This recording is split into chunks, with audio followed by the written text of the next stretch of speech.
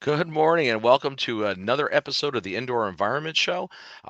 Great to have you here on the special edition on Black Friday here, coming to you live from our studios in Syracuse, New York. I'm Bob Krell, founder and publisher of Healthy Indoors Magazine. And as always, I'm joined by my co-host, Don Weeks, who is the president of the Indoor Environmental Quality Global Alliance, IEQ-GA, coming to us live from Ottawa, Ontario, Canada. I got that all right without even a bump there. Yeah, about that. Pretty good. Yeah, it's just I'm ready to do some shopping online, of course. I won't get anywhere near a retail outlet today. No. So how are things up in the Great White North? We haven't spoken for a little while. Yeah, been a while. We started into winter, which I think some of Western New York may have gotten some of that too. Yeah, we did too. We did too. I mean, Buffalo got 6 feet of snow. We got like 4 inches of snow here, which it's not that bad. Nah. Yeah, it's getting towards the Christmas season, so everybody's out shopping, as you said, and I'm looking forward to a good session today. So I guess without further ado, I'll let you introduce our guest. Right. So Dr. Paul Jacob Bueno de Mesquita has a PhD degree from the University of Maryland School of Public Health. Jacob is a postdoctoral scholar at Lawrence Berkeley National Laboratory in the Indoor Environment Group. His position at the lab is as an environmental health scientist epidemiologist, and he also served previously for 2 years as a CDC fellow as part of CDC's Public Health Associate Program. So welcome to the show, Jacob. There we go. Hello. How are you today? Great. Wonderful to be here with you. Yes, we appreciate you being here. I just wanted to mention as well that this particular episode is sponsored by ISIAQ. So let's get started with some questions. One of the first questions I have is I understand you have a BS from Georgetown University in Human Science and Global Health and a PhD, as I mentioned, and a postdoc from the University of Maryland School of Public Health and Environmental Health. And I'm wondering, how did you get interested in indoor air quality, and in particular IEQ and aerosols, viruses, and influenza? Great question. I have to attribute my introduction to this area to my professor, Dr. Rosemary Sokas at Georgetown University, when I took her occupational and environmental health course. We were learning more about how environments and workplaces shape population health. And this was followed by a 2-year CDC fellowship where I was working at a municipal health department in Ohio, outside of Columbus. And I was assigned to work on some of the emergency preparedness plans for the county. And one of the main programs we were working on was preparing for pandemic influenza or an anthrax bio attack. And so there were these questions about how do we inoculate everyone in the county within a very short period of time, or how do we distribute antibiotics to everyone within a short period of time? And since many of the plans revolve around a large mass of population coming through a public facility for a vaccine or to get a dose of antibiotics, it was a natural question about, well, if people are spreading influenza through the air and they're all congregating in large crowds together, is that really a useful strategy? Are we going to be spreading influenza to everyone by having them congregate like that? Also, at the same time, we were working on a tuberculosis contact investigation, and there were many questions about what sort of personal protective equipment we should be wearing when interacting with people that might be infectious with TB. And so I began to sort of piece together that there was a lot of perhaps lack of knowledge or understanding about the risks associated with airborne viral transmission or airborne TB transmission, and realized that Dr. Don Milton at the University of Maryland was studying this question and measuring aerosols, viral aerosols that people shed in their exhaled breath. And so that sort of led me, this sort of public health fellowship led me into this research area. What's interesting about that is, so that happened. You were doing that work prior to the SARS-CoV-2 outbreak in 2020, right? So kind of set the stage for you there. Exactly.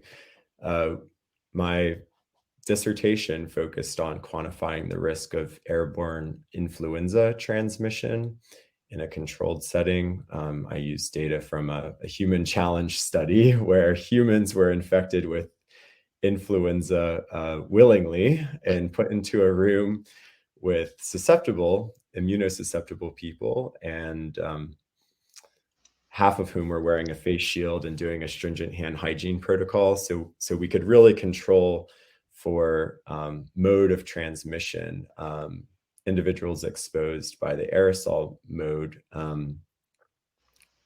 were those individuals wearing the face shield and doing the hand hygiene, because really the only way they could be exposed is if sort of an aerosol went around their face shield and they inhaled it in. So yeah, we were doing all of this work. We were trying to get the word out about the importance of viral aerosols, because we were detecting so much influenza virus in people with flu on our university campus at Maryland. And yeah, then the pandemic rolled around, and so we quickly shifted. It was quite simple to just start studying viral shedding of SARS-CoV-2. We basically had the Milton lab had everything set up to go. We had been doing this type of research for a long while. Yeah, Dr. Milton obviously is one of the leading experts in this whole area over the last couple of years, more than a couple of years now, unfortunately. He has been called upon many times to talk about some of this type of activity that you have going in the laboratory, or that it was going on in his laboratory. So you did the initial onset of I'm going to change a little bit in terms of questions. So you bring up a very interesting point about bioaerosols.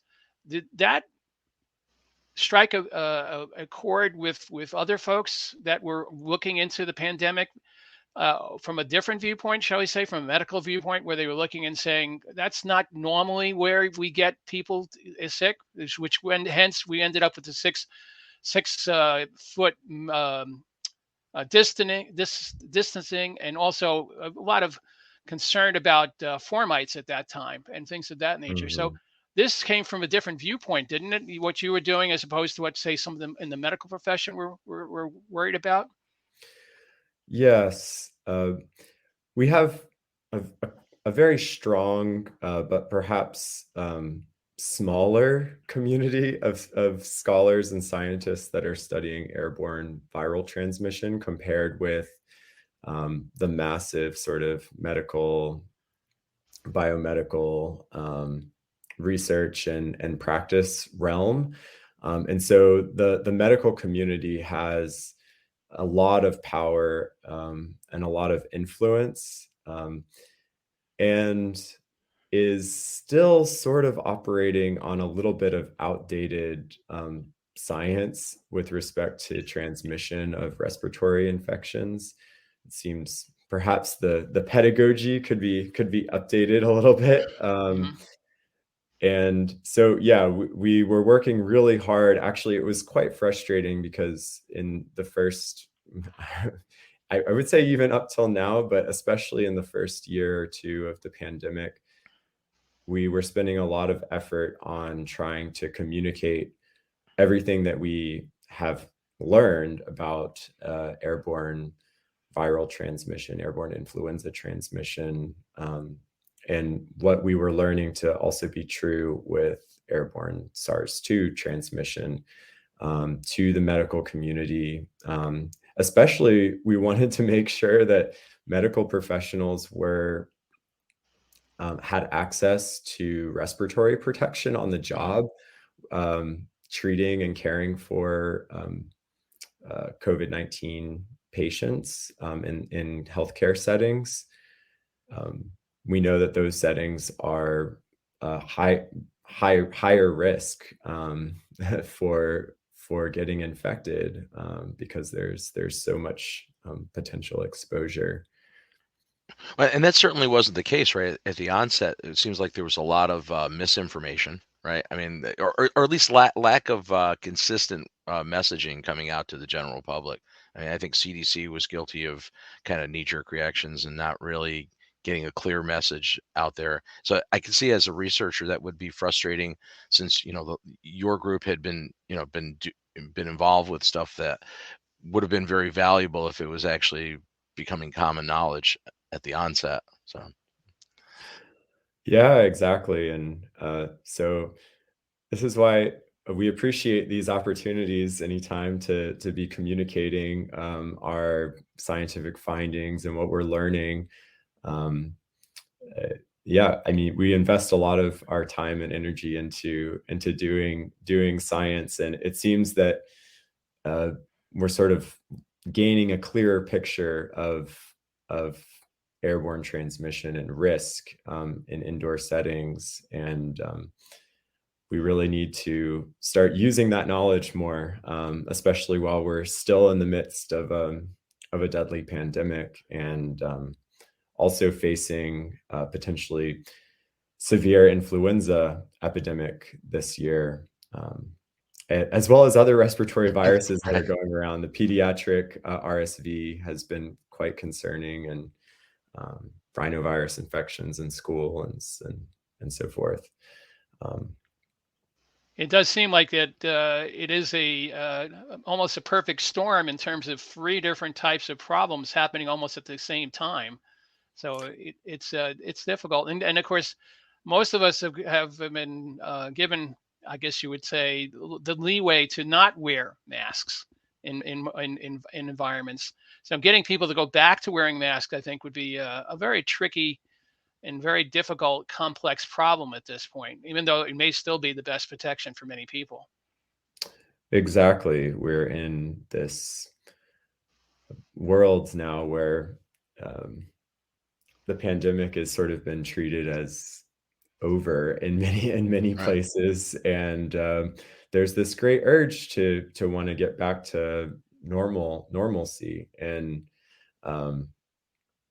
I also feel that. Sure. I want to get back to all the great social things um, that we have going on in our communities. And this is where I would say that one of the ways that we can get there more safely is by focusing on cleaning our indoor air, by ventilating, filtering, and using germicidal UV light. Can make indoor settings where we congregate much safer, and where we can get back to a little more normality. But I mean, to that point, are we ever going to, does it ever make sense to go back to the status quo based on what we've learned, via this pandemic? And I mean, or do we have to have, I think, some sort of a paradigm shift, in your opinion, again, toward ventilation, towards air cleaning, towards even building design and how we do things? Because going back to normal might not make a lot of sense, right? I mean, depending on how you Right, define right, normal. right, right. So I guess when I say normal, I mean normal in terms of being able to more safely gather, but Mm, certainly if we could have a huge paradigm shift in terms of doing air cleaning, that would be really, it seems like a wonderful population health benefit that would have widespread benefit across the population, for not only protecting from respiratory infections, but also promoting overall wellness indoors, where we spend almost all of our time. Yeah, it seems like even more so than we had before. We spend more time indoors. So You're been described as an environmental health epidemiologist. Can you kind of describe for us what type of research do you do as an environmental health epidemiologist? Yeah. Well, much of my work has focused on, with the Milton Lab, has focused on measuring and quantifying viral loads and exhaled Mm. breath from individuals infected with influenza or SARS-CoV-2, and understanding potential drivers of high viral aerosol shedding loads. Um, so this is sort of where we apply some sort of models to understand sort of population shedding dynamics and factors that are associated with high or low shedding. That's sort of one approach. We sort of another way that we sort of apply epidemiology is in population surveillance or monitoring of cohorts. So, for example, we did this in the dormitories at the University of Maryland, where um, we enrolled people in our study and checked in on their symptoms through an app periodically, well, daily. And when people reported some sort of illness, we would try to get them into the lab to give some samples and track infection that way. We were at the same time measuring ventilation in these different dormitories. And we sort of had a nice little natural experiment because one of the dormitories was recently renovated and had a much higher ventilation, clean air delivery rate than another dormitory. Those were the two dormitories that we were studying. And we did see a difference in infection detection rate in these two dormitories, with the lower ventilated dorm having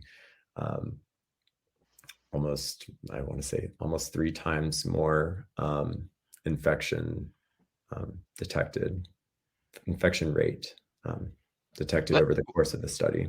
and that makes sense actually. If you think about it, right? It's certainly like a lower ventilated space, more opportunity for reentrainment and higher exposure rates. I mean, it just seems logical.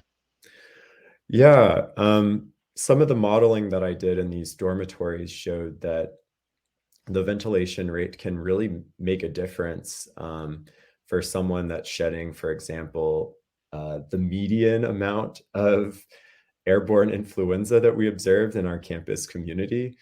Um, but we also did see that when there is a super shedder in the room, Mm. someone shedding at perhaps the 90th percentile or higher in the community, uh, it was much harder to sort of reduce the risk in those situations based on the sort of standard well mixed air assumption and risk model. Um, for example, between two roommates that spend a night together sleeping, and one of them shed a super shedder. Um, so this is where, like, potentially germicidal UV may be able to interrupt some of that transmission, but certainly perhaps not. Even if we were to dramatically improve ventilation or add a whole bunch of filtration, it might not. But I mean, you do raise an interesting point there because obviously, even the clean air delivery rate obviously is factoring in that it's in the occupant breathing zone, right? That you're actually delivering clean air to the occupant, where they're actually breathing it, as opposed to just overall air changes in a space may not be that effective, right? If it's stratified, or I mean, there's a lot of assumptions there that you get uh, laminar flow in the space, or you get it's just not the case, right, in a lot of environments. And of course, in a sleeping environment, that's totally different, because you probably have bunk beds in a dormitory, so now there's like you're stratifying via temperature. And it just seems like to actually come up with systems that really effectively work there would be challenging, right? Yeah, for sure. I know if I were in a dormitory, I might want some germicidal UV light to sort of assure that we have some clean air, like in the breathing zone. I think I'd want a bubble around my bunk Yeah. bed, to be honest. I mean, if I have to be in a room with somebody. Yeah, it is interesting. Like, should we be wearing baseball caps that have a little germicidal UV that's like cleaning the air that we're breathing, or should we be wearing around a little portable? I know there's been some discussion of wearing a little thing around the neck. I got to tell you, through the whole pandemic, the early times, I had this small HEPA device, a USB charged with you hook the hose up to an N95 mask, so you kind of looked like Darth Vader walking around with that. And I was, if I had to get on a plane, I definitely was wearing that. Yeah. Why wouldn't you? Yeah, well, the well-fitting respirators can really make a difference. I know I feel much safer when I wear mine out in public. So bringing that, you mentioned the dormitory studies, but you also did a number of studies on K through 12 schools as well, which that has gotten a lot of publicity, nationwide in terms of what type of protections we should be giving to those age kids. Can you describe some of the research that you did in the K to 12 schools?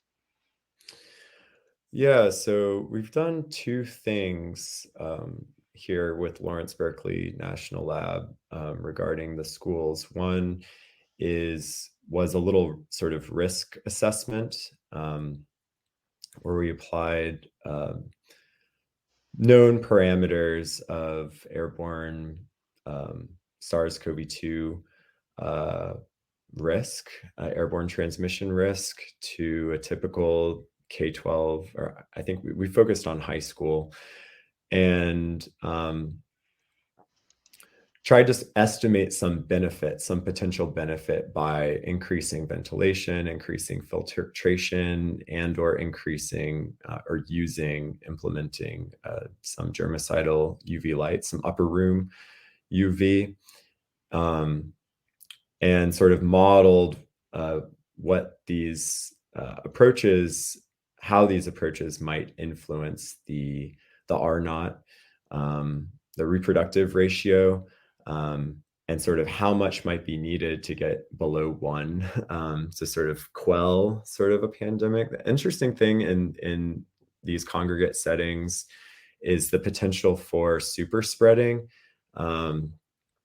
which has been observed in quite a few high density settings.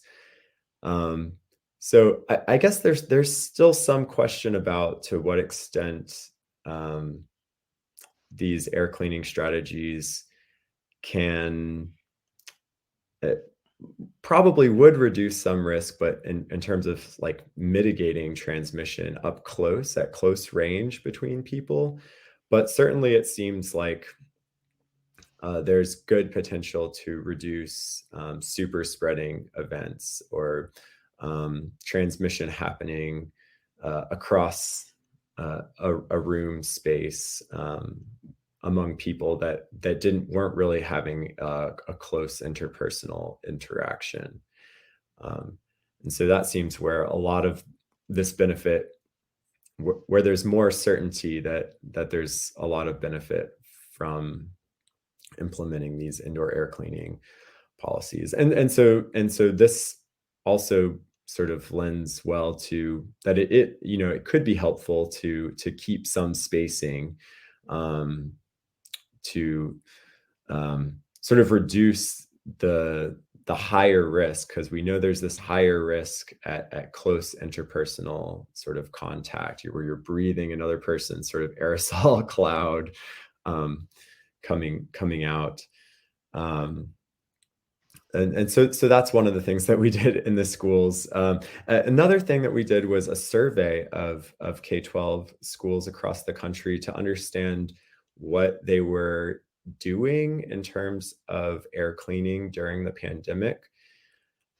We found that we may have had a biased sample because we reached out to schools within our network that were potentially tuned in to some of the air cleaning seminars or workshops that were conducted potentially through the EPA's schools, healthy schools program, and or indoor air in schools program. I'm getting the exact name mixed up, but and elsewhere. So we did see that among our sample, these schools were conducting a fair amount of air cleaning. There was a lot of interest in improving ventilation through HVAC systems or adding filters. What we also noticed is that only 4% of the school districts use germicidal UV in any way. And many expressed concerns in focus group interviews of safety related to germicidal UV. And there was a unfortunate case that was cited in, I think, Cobb County, Georgia, where whole room GUV 254 nanometer was shined down into classrooms and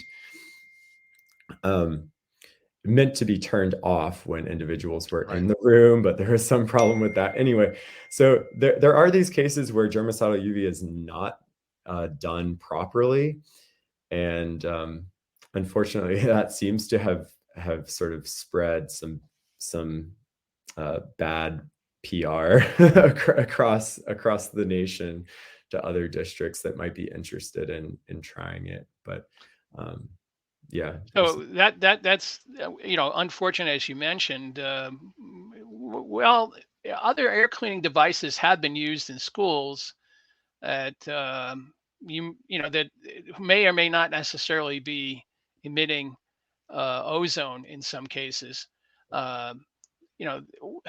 I mean, I've seen in some reports that there's hundreds of thousands of these devices that have been spread throughout schools in the United States alone. I mean, what thoughts do you have on those types of air cleaning devices? Yeah, so you're probably talking about the sort of range of ionizing devices. Yeah, I don't know. It seems like you're probably correct that some of them may be producing some ozone, although it seems like there are ionizers that may not be producing ozone or have sort of solved the ozone problem. I think there was a recent study that was sort of doing some testing on some of these devices. I mean, I guess the other thing is sort of what else is being sort of emitted into the air, free, any sort of as part of the process, right? Yeah, free radicals or whatever. Exactly, yeah. I don't know. There's some there's chemistry occurring if you're oxidizing things. I mean, right. Obviously. So yeah, I mean, it does seem like there has been in sort of the field some concerns about safety for these devices, but also for in terms of how effective they might be in the first place. Yeah, the efficacy, I mean, questionable sometimes. It is. I mean, that's where I think you're talking about a recent study that they did where I think they went beyond the chamber type of study to a much more larger facility that they were doing the testing in, but it didn't necessarily show that this was all that effective in terms of air cleaning, particularly of bioaerosols. Right. And the other interesting thing is that we have a great suite of air cleaning tools with filtration and germicidal UV and ventilation that we know that we have more good evidence for, that we could be promoting more. So I agree. I mean, it seems like we end up looking for the magic box instead of basically taking the box and like the Corsi box that he's taken to different parts of the country, which is just strictly a ventilation type of device rather than basically trying to kill the virus or kill anything else by by having it emit certain types of ionizers. So we'll see how that all plays out. So I don't think that's the focus of what you've been doing, though, at Lawrence Berkeley at this point. We do have No, it so, is not. so we do have some questions to the audience. I'm going to bring the first one up here.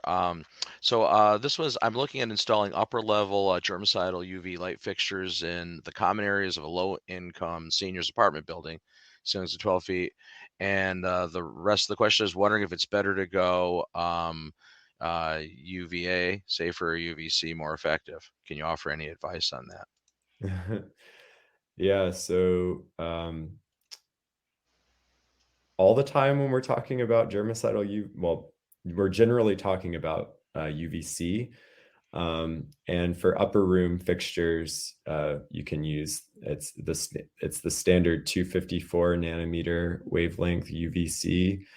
At a 12-foot ceiling, that's really great. You can use these open fixtures that sort of can get away with less louvers. So more of the light gets into the space and you can kind of point them upwards above people's heads and get more air cleaning in that upper room zone. And if you have a ceiling fan,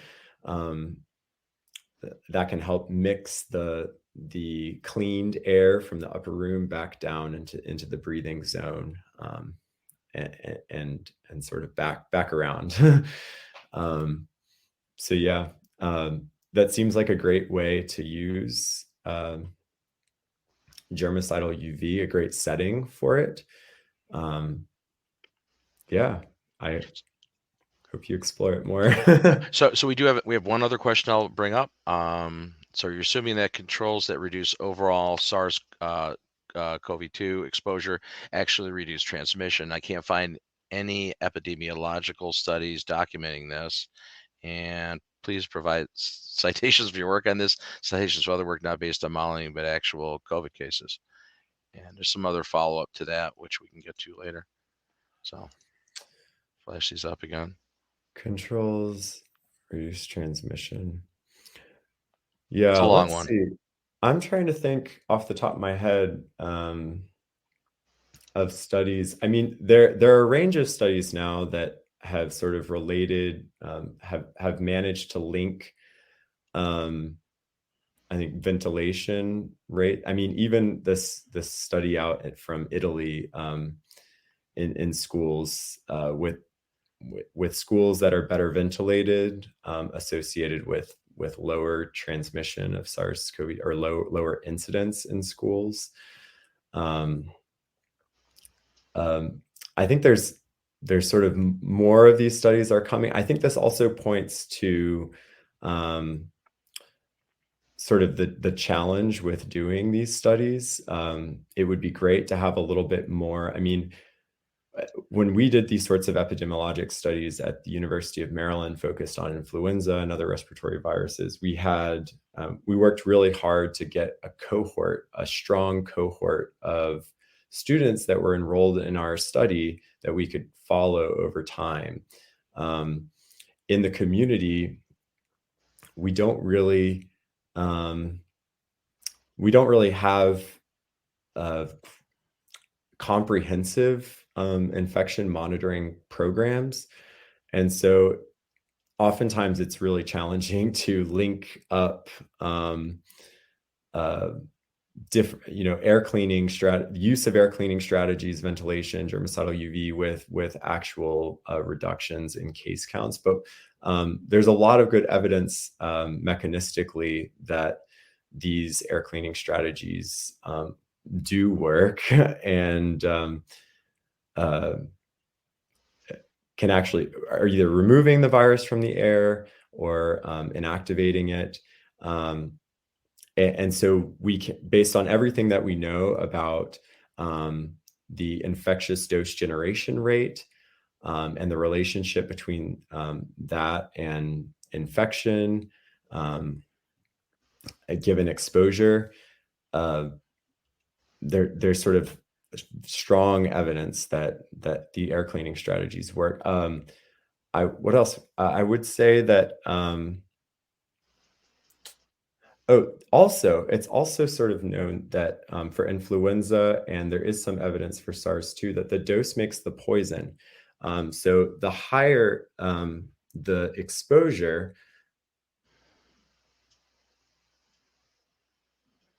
the more likely to occur, but also more severe disease.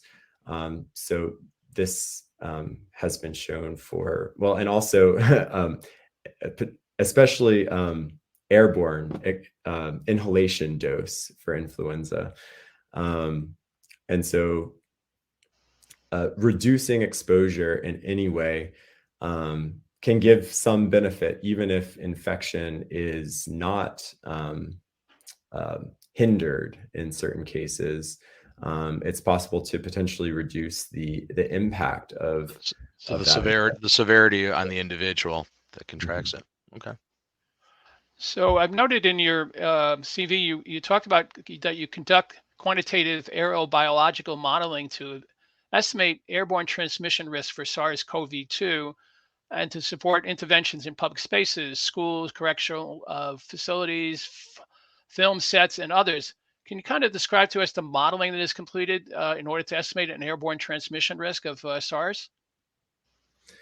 Yeah, so we use there's a basic sort of general model for airborne viral transmission, the Wells-Riley equation Right. that many people are familiar with. And if you have CO2 measurements indoors, you can use the Rudnick-Milton rebreathed air sort of version of the Wells-Riley equation. So the critical parameter there is the quantum emission rate, which is the infectious dose generation rate from someone who's infected and shedding virus into an indoor space. We sort of have some understanding of what this quantum emission rate is from studies that have quantified transmission, various outbreaks, where the exposure, how long people were together in a space, the number of people in the space, how much ventilation was happening in the space or other air cleaning. So these sorts of studies, like the restaurant in Guangzhou, or the choir in Skagit Valley, or others. There have also been numerous for influenza. So these sort of help us to benchmark sort of what the quantum emission rate might be.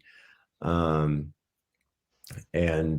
others have done some work linking the number of genomes detected in the air with the sort of load of infectious virus to get some understanding of sort of how infectious.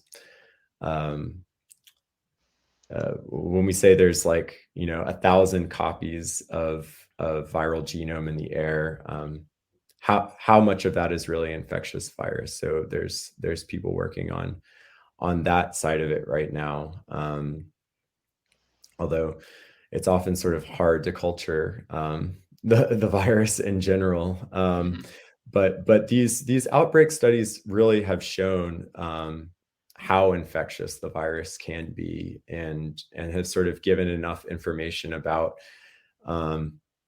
what is a reasonable estimate in terms of doing some sort of risk modeling or risk assessment.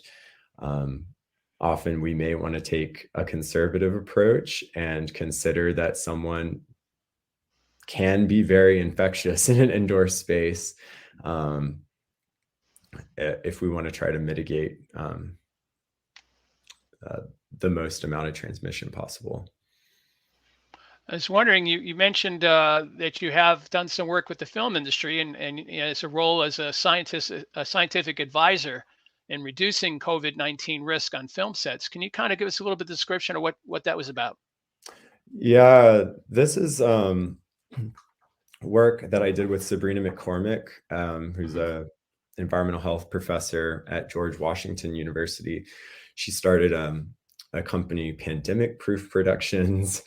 As someone, she had been involved in film throughout her career. An Emmy winner for The Years of Living Dangerously, focused on climate change. And so she's involved in this industry that didn't really slow down potentially that much. I'm not exactly sure what sort of the extent of the slowdown of filmmaking was in Hollywood during the pandemic, but I do know that it was deemed an essential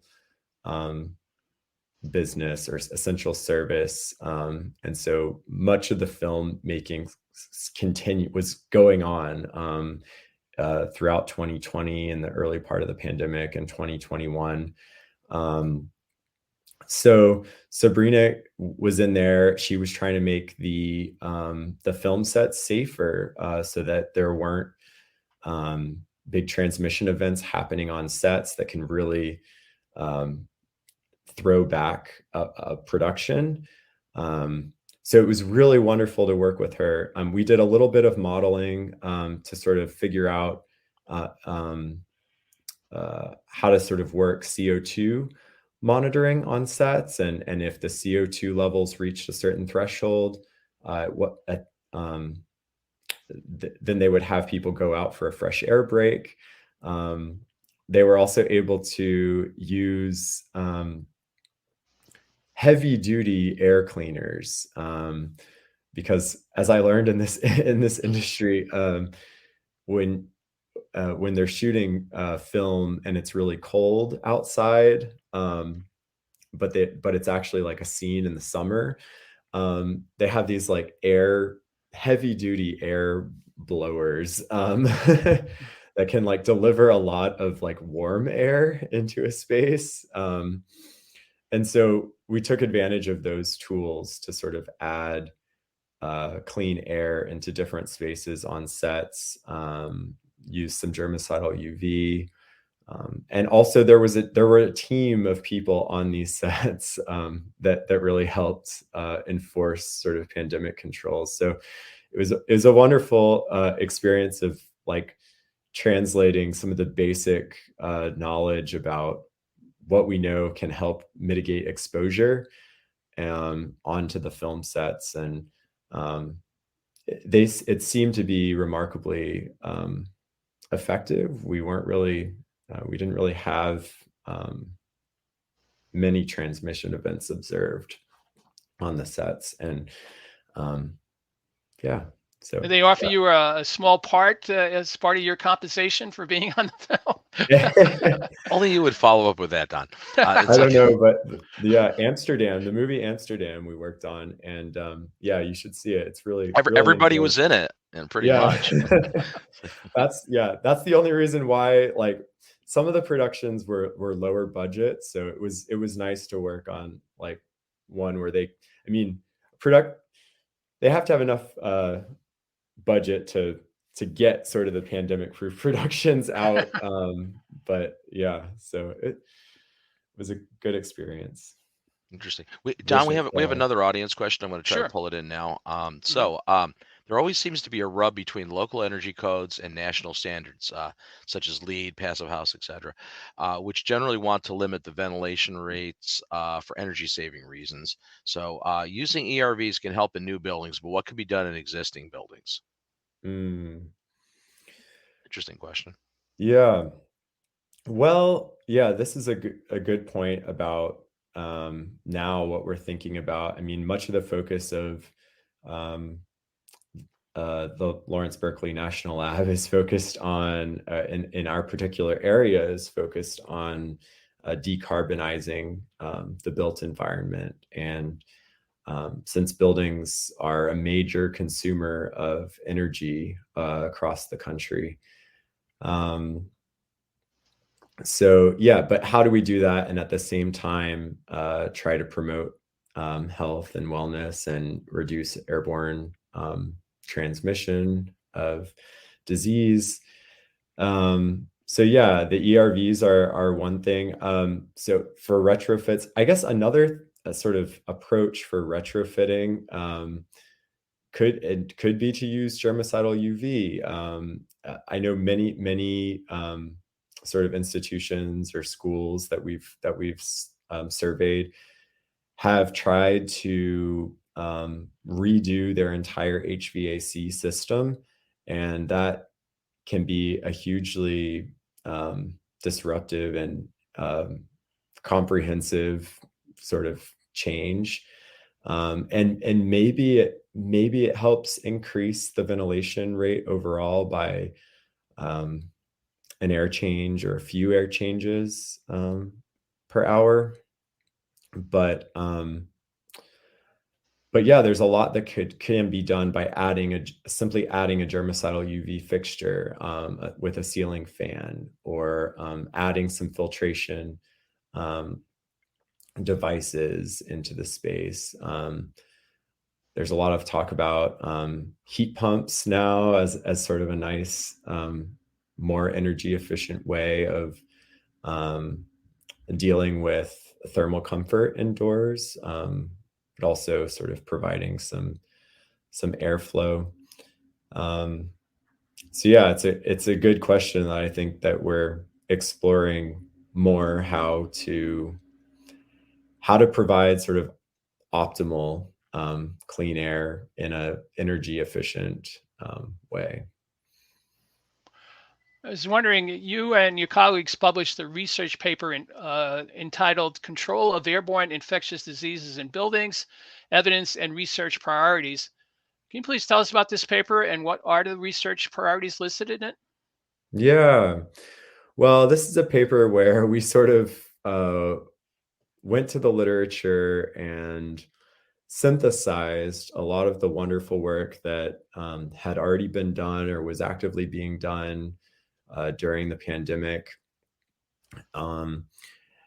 And we sort of laid out a way to think about using buildings and air cleaning strategies that I've talked about here a lot: filtration and germicidal UV and ventilation and airflow, as a way to mitigate airborne viral transmission. So we're sort of summarizing what was known about how effective these strategies were, how they could be used. We also did a little bit of a modeling piece to understand to what extent exposure might vary at an interpersonal, interactive scale versus a room scale. So we showed that there was maybe mostly sort of less than tenfold difference in exposure across those between those two different scales for most particle sizes, getting or approaching sort of a tenfold difference.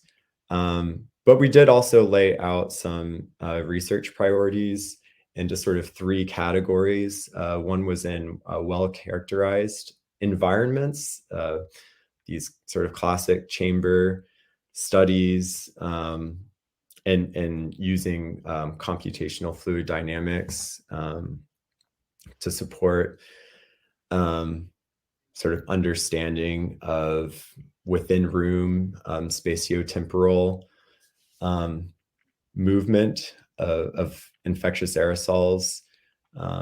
These sort of well-characterized environments could also be used to better evaluate germicidal UV and air cleaners, filtration-based air cleaners. There were also research priorities in terms of practice-based, and this is what I was getting into earlier in terms of population monitoring and surveillance for infection in various settings. This would sort of help with evaluating air cleaning effectiveness more broadly in the population, evaluating and sort of doing forensics on super spreading events or big outbreaks when they did happen, to have some information on how much air cleaning was there, how many people were there, how many people were infected. And then there's also sort of some research priorities in terms of methodologies, metrics and test methods, and sort of working on this question of how do we get the most out of the control measures that we have? How can we sort of optimize them and refine them and measure them and sort of give them a stamp of approval that they do what they say they're going to do? So we have a couple more audience comments and questions. I wanted to point out that this entire program, the recording, the video recording, and the audio podcast will be available immediately after the show at global.healthyindoors.com. You can go to the website and go to where we actually have it posted, which is, so we'll get you right to that screen here. Yeah. The show, the actual program for the show. And we're live streaming it. And it's under Indoor Environment Show on your left-hand column and episode 13. So just to make sure you can find it. So one of the questions that the audience had for you, Jacob, is could you actually post the link to your research? And we can include that with the show notes, or if you have a chance to put it up in the chat now, we can screen it up on the show. You can find me on Google Scholar. I think most of the stuff is there, or ResearchGate. Yeah, it's online. And then we had one more question/comment from an audience member. Okay, here it is. Italian study referred to did not have any idea of what HVAC systems ventilations were in the schools. So your UMD studies showing HVAC controls reducing transmission were apparently limited to flu, not COVID. Well, it should be SARS-CoV-2. Have you or other researchers actually shown this for SARS? I can't think of anything off the top of my head for SARS-2. I'm not sure. And with respect to the Italian study, yeah, you're right. Like, a lot of the existing evidence that we have is a little bit crude, because, and this speaks to sort of the research priorities that I mentioned before, that we don't necessarily have systems set up sort of across the society to be sort of comprehensively taking measurements about indoor air quality, ventilation, air cleaning, and at the same time, tracking infections in a population. So there are various school districts that are kind of doing this, and it's sort of, I would think that in the coming years, with all of the infection monitoring during the pandemic, we'll probably see more of this research coming out. There's a lot of sort of anecdotes about lots of transmission that happen in poorly ventilated spaces. It seems like there hasn't been observed many super spreading events happening in places that are highly ventilated or using a lot of germicidal UV or filtration. So we sort of have these like sort of crude categorical sort of understanding about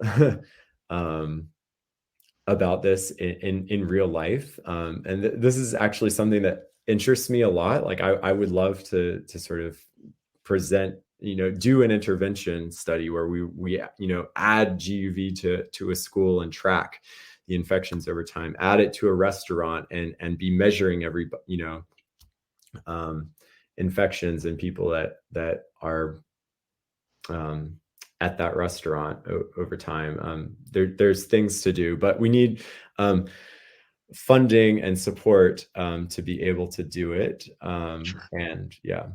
Well, I mean, the anecdotal is the starting point for your epidemiologic studies anyway. I mean, it has to start somewhere. Yeah, I mean, there is also a lot of opportunity now with big federal money coming for school indoor air quality improvements, with the ESSER funding and even the bipartisan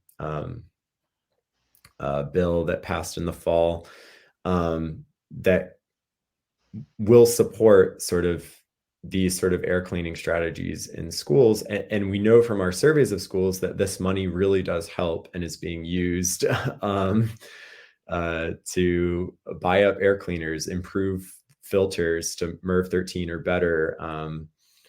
So we know that this money is being used. We also Well, know that. it can be helpful if they have the right guidance. So, I mean, because the other thing is there's this assumption that schools will make the smart decisions, but they're not necessarily fully informed consumers when they're going out and purchasing these technologies that, maybe within the district, they don't have that expertise.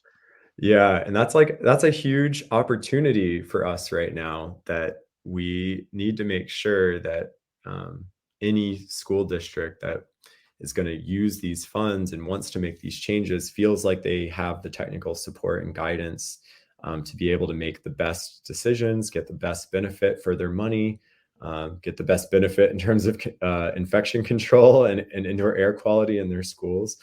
One of the things that's interesting is we also found some differences in school district characteristics in terms of social disadvantage and with respect to how much implementation of air cleaning was being done in the district. So, for example, districts that had a higher percentage of free and reduced price meal eligibility were potentially more likely to not have implemented as many control measures, indoor air quality control measures during the pandemic. Districts that had a higher percentage of non-white students had a similar finding. And this goes for not only the control measures, but also indoor air quality monitoring, such as CO2 monitoring or evaluation of HVAC systems and airflow.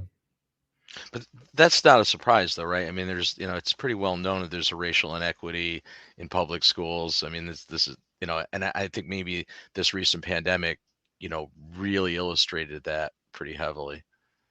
Exactly. Yeah. It's like nothing that we maybe didn't already suspect. I guess one of the things that was interesting is we thought that maybe larger school districts may be ones that had staffing or resources to do more air cleaning, but we also showed that wasn't necessarily the case, that oftentimes it was a larger districts that weren't doing as much air cleaning.